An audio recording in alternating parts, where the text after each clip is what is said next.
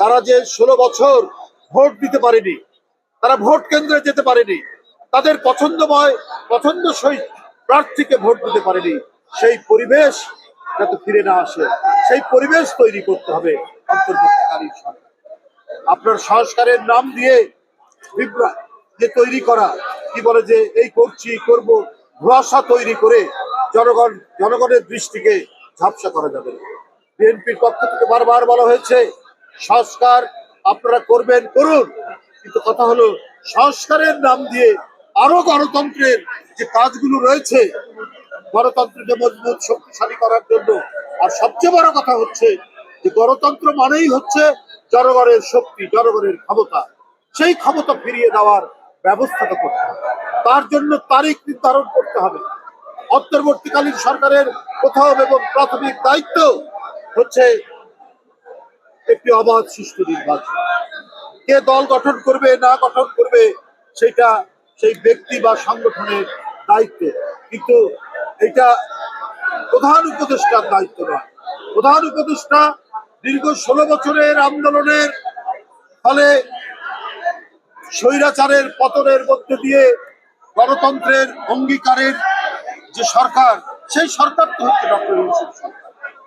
সুতরাং এখানে প্রত্যেকেই যারা গণতন্ত্রের সপক্ষে, তারা দল গঠন করতে পারে, রাজনৈতিক মতামত দিতে পারে, কিন্তু সরকারের দায়িত্ব হচ্ছে যে প্রত্যেকে যাতে প্রতিযোগিতা করতে পারে, অংশগ্রহণ করতে পারে, একটি নির্দিষ্ট এবং দ্রুত সময়ের মধ্যে অবাধ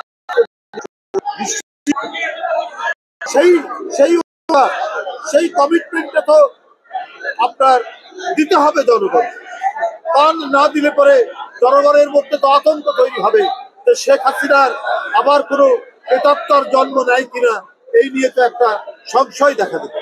বন্ধুরা আমার, আজকে আমাদের সবার বিশ্বাস যে অন্তর্বর্তীকালীন সরকার যে রক্তঝরা আন্দোলনের মধ্যে দিয়ে যে শিশু কিশোরের লাশের বিনিময়ে আমরা গণতন্ত্রের পথে হাঁটছি, এই গণতন্ত্রের নিশ্চয়তা জনগণের কাছে দেওয়া ডক্টর ইউনূস সাহেবের। কোন ধরনের গড়িমসির কারণে আমাদের সেই যাত্রাপথ যাতে বিকৃত না হয়, সেই যাত্রাপথ যাতে কোনোভাবে তার অন্তরায় তৈরি না হয়, সেইটা করতে হবে।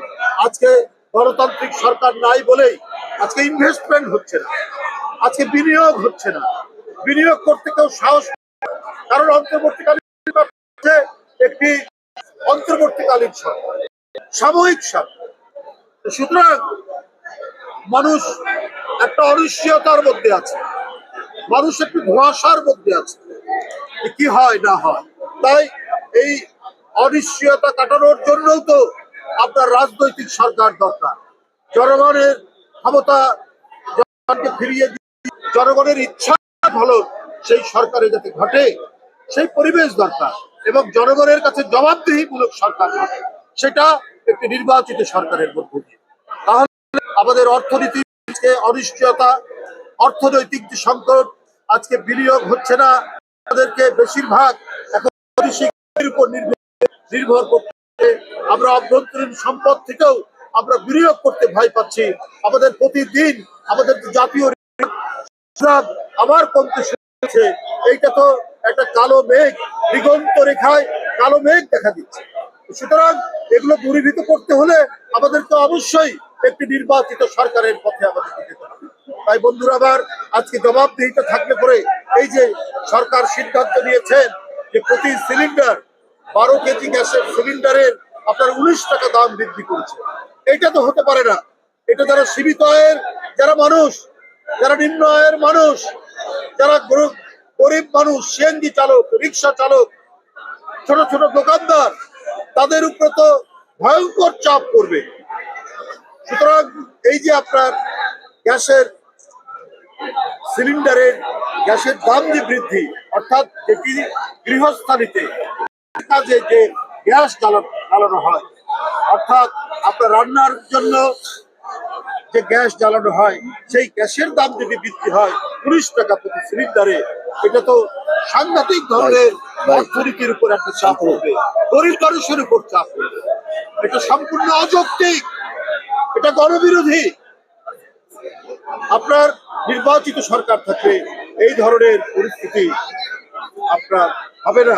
আমরা গণতান্ত্রিক রাজনৈতিক দল অন্তর্বর্তীকালীন সরকার সমর্থন দেই, এখনো সমর্থন দেই, কিন্তু আপনার মনে রাখতে হবে আপনাদের সিদ্ধান্ত যেন দলবিরোধী না হয়। এটা গরিব মানুষ মারার কোনো সিদ্ধান্ত না হয়। সীমিত আয়ের মানুষ আরো বেশি নিপীড়িত হবে। এমনিতে প্রতিদিন নিত্য প্রয়োজনীয় জিনিসের দাম বৃদ্ধি পাচ্ছে, দাম কমাতে পারেনি।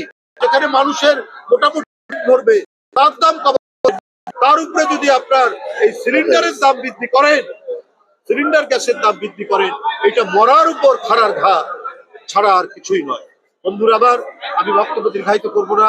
আমি আজকে মানিকগঞ্জ নবগঠিত আহ্বায়ক কমিটি রীতা আপার নেতৃত্বে যারা পুষ্পার্ঘ দিলেন, যারা এখানে ফাতিহা পাঠ করেছেন, সেই নবনির্বাচিত নেতৃবৃন্দকে আমি প্রীতি এবং শুভেচ্ছা জানাচ্ছি। আপনার এবং সাংবাদিক ভাইরা আপনারা অনেকক্ষণ এখানে অপেক্ষা করেছেন, আপনাদের সবাইকে আন্তরিক জানাচ্ছি।